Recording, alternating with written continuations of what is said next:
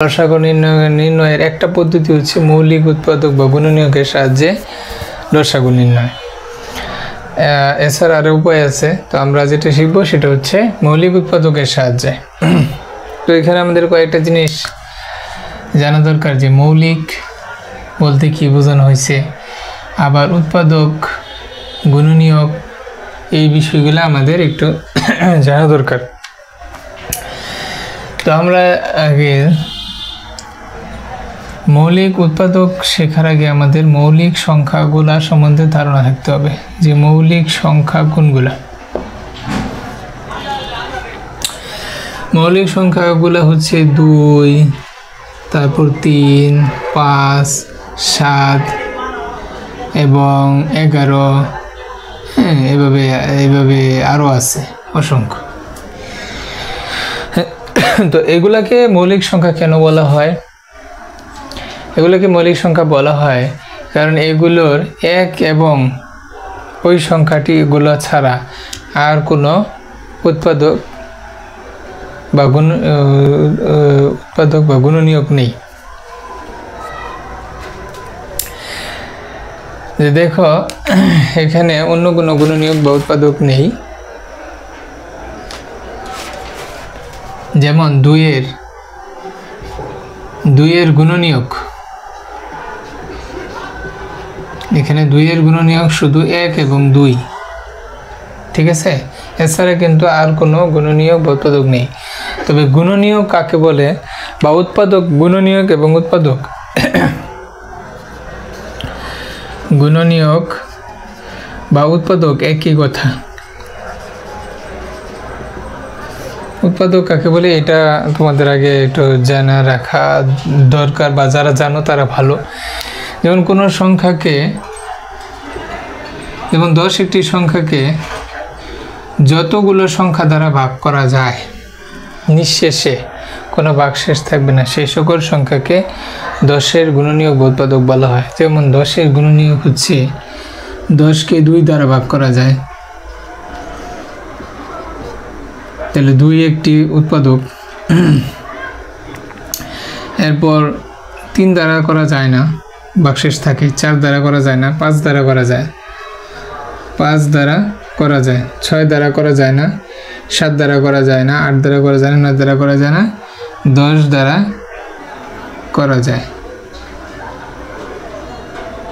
ঠিক আছে।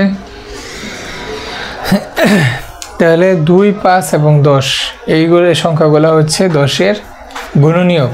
মানে যে সংখ্যাগুলো দ্বারা কোনো সংখ্যাকে ভাগ করলে কোনো ভাগশেষ থাকে না, সেই সংখ্যাগুলোকে উক্ত সংখ্যার গুণনীয়ক বা উৎপাদক বলা হয়, ঠিক আছে। এখানে 10-এর গুণনীয়ক বা উৎপাদক 3টি, 2, 5, 10, ঠিক আছে। দেখো 10 কিন্তু মৌলিক সংখ্যা নয়, কারণ এর গুণনীয়ক 3টা। এখানে 2,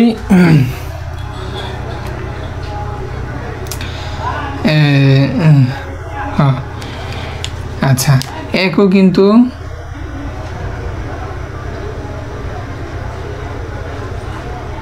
সরি,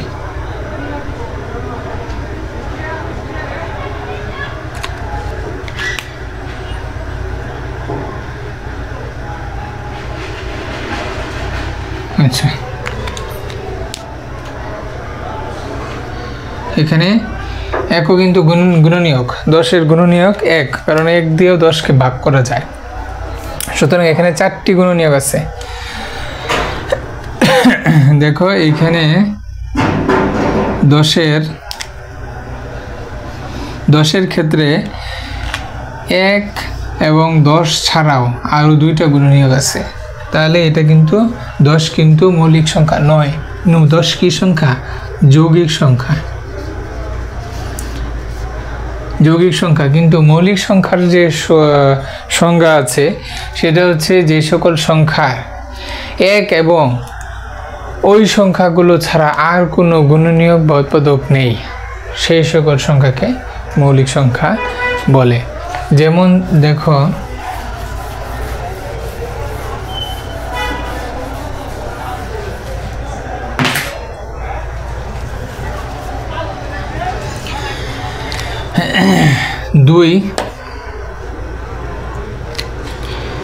দুই মৌলিক সংখ্যা, কারণ দুইকে 1 এবং 2 ছাড়া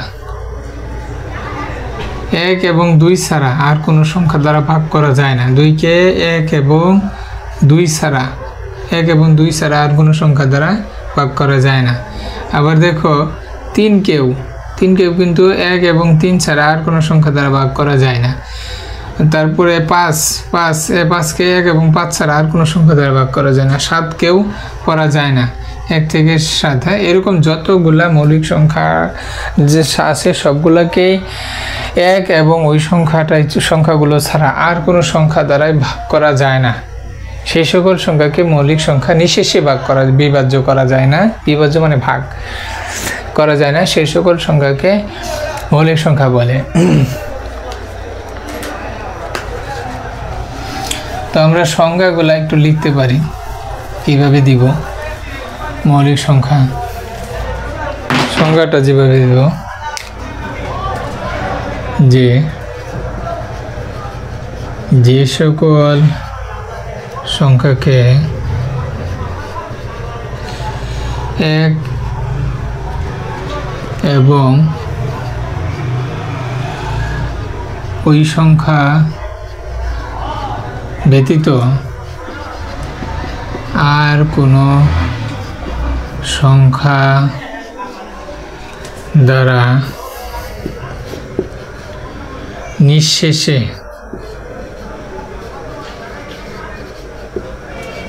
বিভাজ্য করা যায় না, সে সকল সংখ্যাকে মৌলিক সংখ্যা বলে।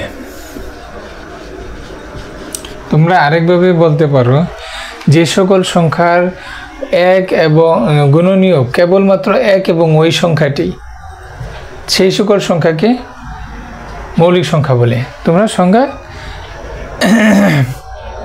বিভিন্নভাবে দিতে পারো, কিন্তু কথার মানে উত্তর একই, ঠিক আছে? যেমন 2, 3, 5, 7 এগুলোর কিন্তু 1 এবং 2, 1 এবং এই সংখ্যাগুলো ছাড়া আর কোনো গুণনীয়ক নেই। গুণনীয়ক মানে কি? উৎপাদক নেই। উৎপাদক মানে হচ্ছে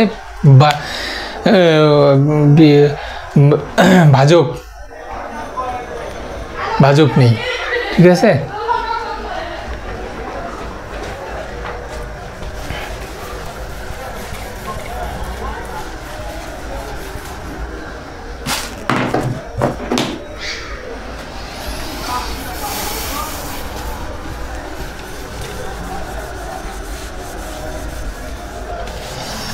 আচ্ছা, এখন আমরা লসাগু নির্ণয় করব। 18, 12, 14 ধরে এই 3টি সংখ্যার লসাগু বিভিন্নভাবে করা যায়। তার মধ্যে একটি আগেই বলেছি, একটি বই হচ্ছে মৌলিক উৎপাদক। তো আমরা মৌলিক উৎপাদকের সাহায্যে যেহেতু করব, তার আমরা মৌলিক সংখ্যাগুলো আগে দেখে নিলাম। হ্যাঁ, এখন আমরা মৌলিক উৎপাদকগুলো মৌলিক সংখ্যা থেকেই আসে, ঠিক আছে? তো প্রথমে আমরা প্রতিটা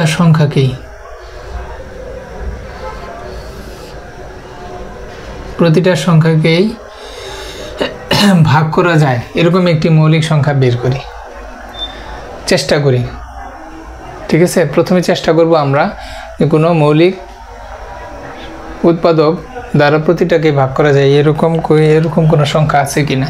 হ্যাঁ, এখানে আছে। যেমন ধরো 2 দিয়ে কিন্তু প্রতিটাকে ভাগ করা যায়। 2 মৌলিক সংখ্যা। তো 9 দুগুণে 18, 6 দুগুণে 12, 7 দুগুণে 14। হ্যাঁ, এরপর আবার আমাদেরকে ভাগ করতে হবে,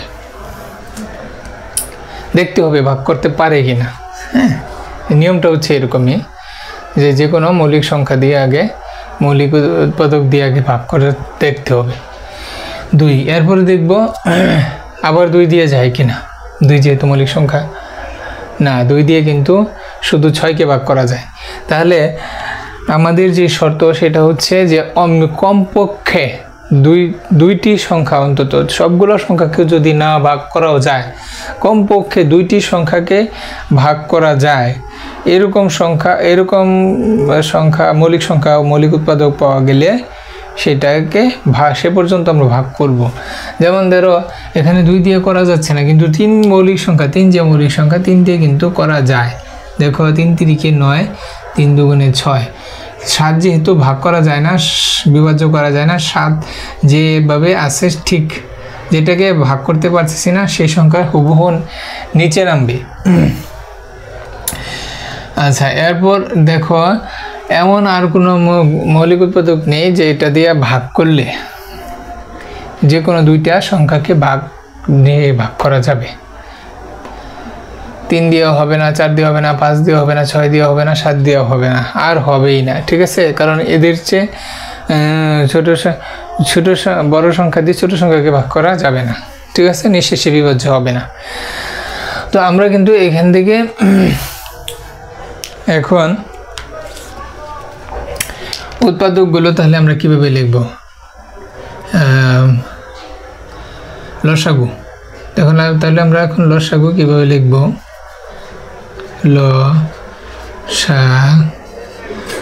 লসাগু 18 12 14 18 12 14 এর লসাগু কত লিখব? এই যে এই পাশে যে মৌলিক উৎপাদকগুলো দ্বারা ভাগ করা হয়েছে সেগুলো লিখব, এবং নিচে যে সংখ্যাগুলো আছে সেইগুলা গুণফল আকারে লিখতে হবে। ঠিক আছে, গুণফল একসাথে গুণ করার পরে যে গুণফল পাবো সেটাই হচ্ছে লসাগু। তাহলে আমরা আগে বাম পাশের গুলা লিখি, উৎপাদকগুলা 2 3, এরপরে নিচে আছে 3 2 7, হ্যাঁ বাম পাশে আছে 2টা এবং সবার নিচে আছে 3টা।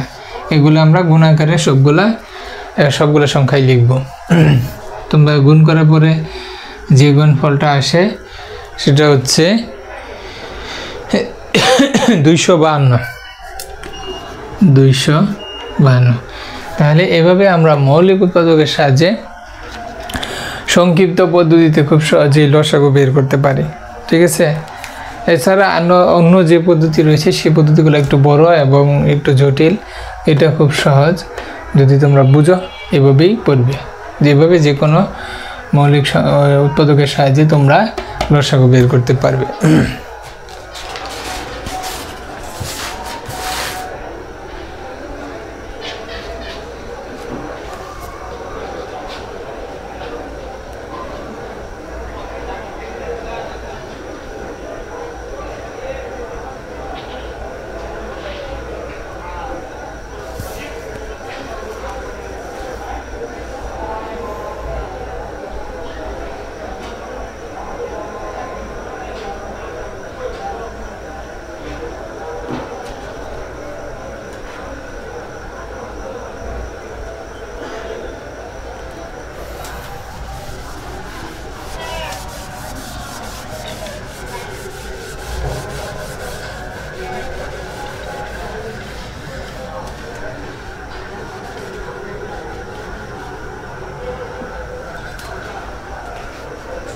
আচ্ছা,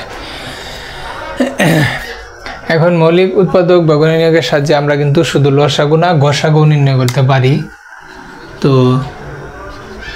সেটা আমরা কিভাবে করব দেখি।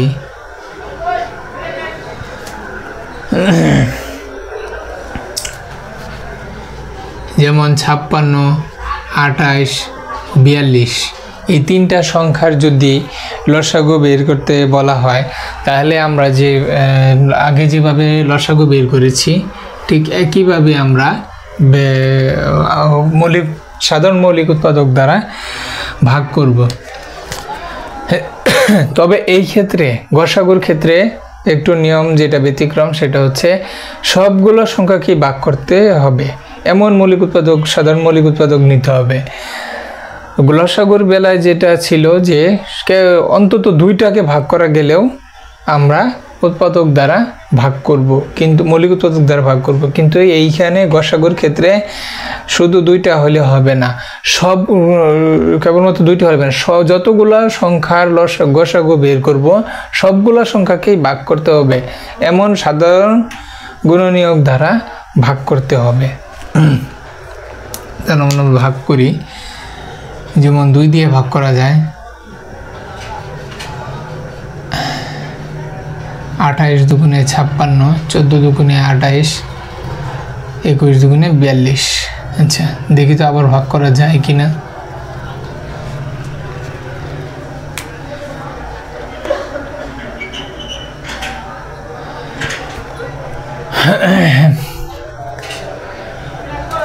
দেখো 2 দিয়ে ভাগ করা যায় কি না, 2 দিয়ে সবগুলাকে ভাগ করা যায় না, 3 দিয়েও কিন্তু সবগুলাকে ভাগ করা যায় না, 4 তো মৌলিক উৎপাদক না, 5 দিয়েও ভাগ করা যায় না, 6 দিয়েও যায় না, 6 তো মৌলিক উৎপাদক না, 7।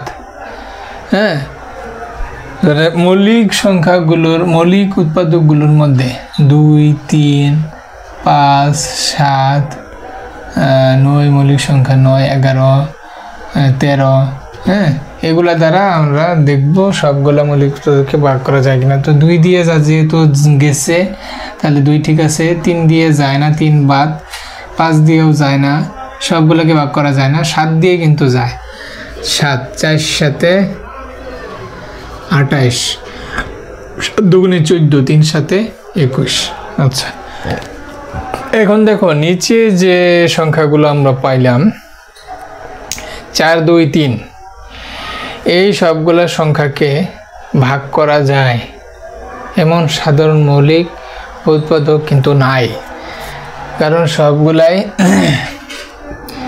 দেখো 2 দিয়েও যায় না, 3 দিয়েও যায় না, সবগুলাই ভাগ করা যায় না, 5 দিয়েও করা যায় না, 7 দিয়েও, মানে এর উপরে তো আর যাওয়া যাবে না, 4, 2, 3-এর চেয়ে বড় সংখ্যা তো নেওয়া যাবে না। ঠিক আছে, তাহলে এইখানে এটা কিন্তু এইখানেই শেষ, এইখানেই আমরা যতটুকু কাজ হয়েছে হিসাব করা হয়েছে এইখান থেকেই আমরা বের করব,